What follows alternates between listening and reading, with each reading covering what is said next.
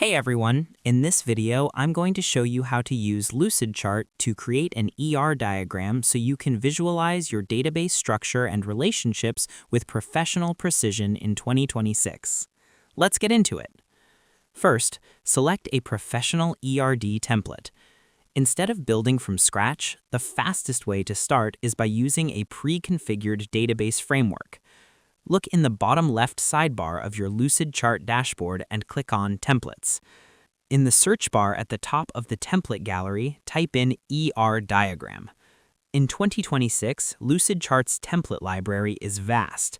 Browsing specifically for ER Diagram ensures you get a layout that already has the correct logic and shape libraries enabled, saving you from manual setup.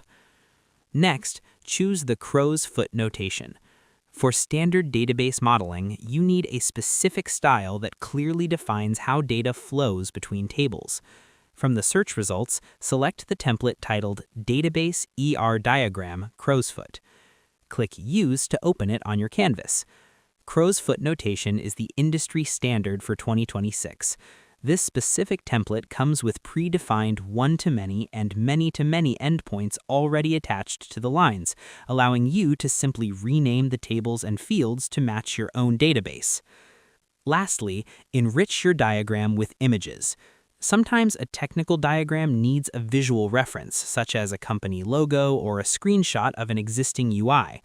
To add a custom visual, go to the Images icon in the left sidebar.